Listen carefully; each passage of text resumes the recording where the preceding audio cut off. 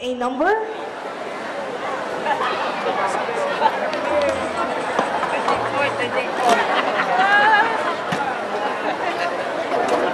Picture number 30.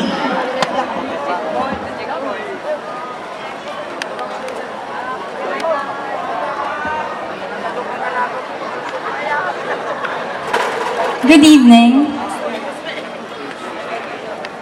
So, this picture shows the Philippines' war on drugs. I personally believe that it is not the right, that is,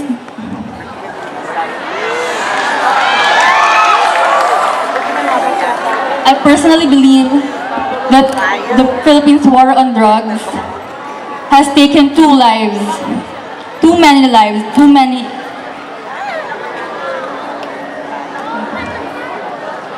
I personally believe that the Philippines' war on drugs has taken too many innocent lives. We should not risk, we should not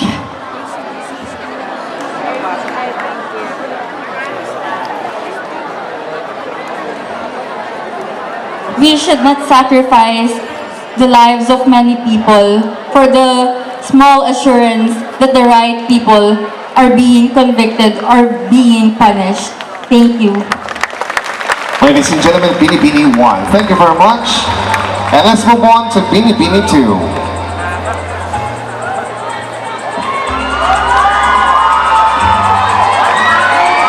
And Please pick your number.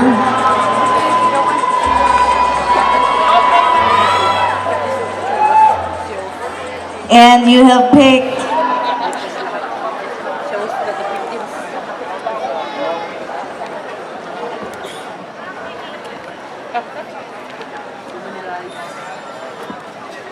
picture number 6. Number 6.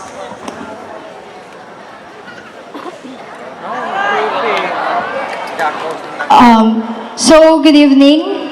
Ang nasa picture po na ito ay isang sunflower maze na kung saan ay isa sa pinakasikat ngayon dito sa ating town. Isa rin po itong pinagmamalaki sa ating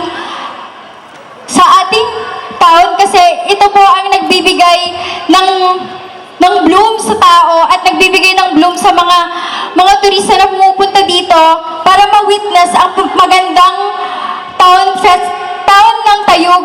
At proud akong sabihin na isa ito sa pinakamagandang lugar na mapupuntahan sa Tayug. Yun lamang po at maraming salamat. thank you very much, Binibini 2. Thank you, Binibini 2. Now let's have Binibini 3.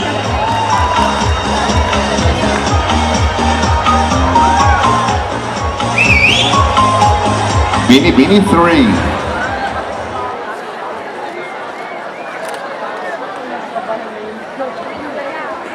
And you have picked picture 12. Number 12.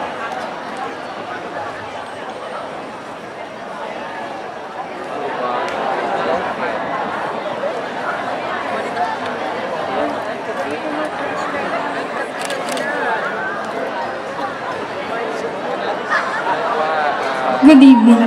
Ang larawan na ito ay nagpapakita na ang marijuana ay nagiging isang legal upang maging gamot. At naniniwala ko na, at oo, sang-ayon ako dito dahil naniniwala ko na kung may pagkakataon tayong gamutin ng isang may sakit, bakit hindi natin to bigyan ng pagkakataon upang siya'y gumaling at magkaroon ng karugtong pangbuhay. Yun lamang po, maraming salamat. Thank you very much, Binibini 3. Let's bring in Binibini 4.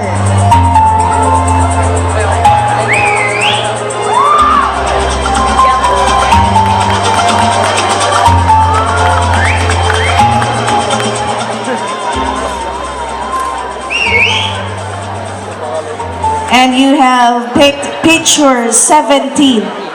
17.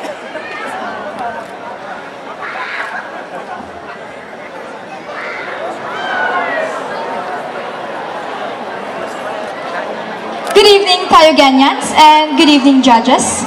The picture shows about illegal logging or kaingin process. As we all know that kaingin process or illegal logging is not good in our nature. We have seen a lot of negative impacts, most especially during rainy season. And I believe that nature is God's gift from us, and we are the one who should take care of it.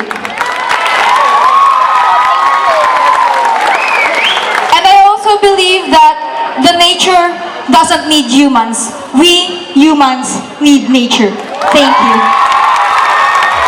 Ladies and gentlemen, Binibini 4. Para sa Binibini A.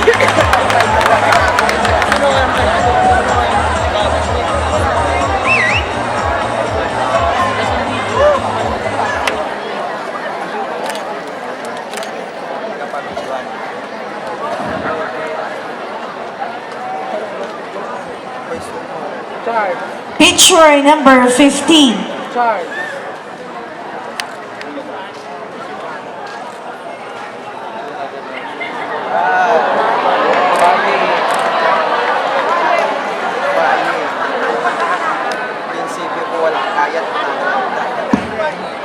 The picture shows vote buying. Vote buying. It's an unfair act in which politicians give some kind of privilege, such as money or goods, to get their votes. I think this act must affect the democratic act in the Philippines, and I think this is unfair because other politicians are campaigning and others are vote buying. It is really crystal clear that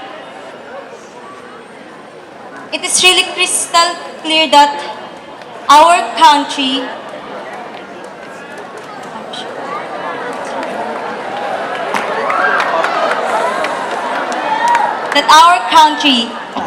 is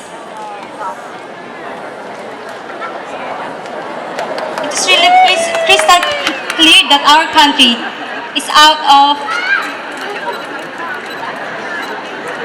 corruption, is not being solved. That would be all. Thank you. Thank you very much, Binibini A.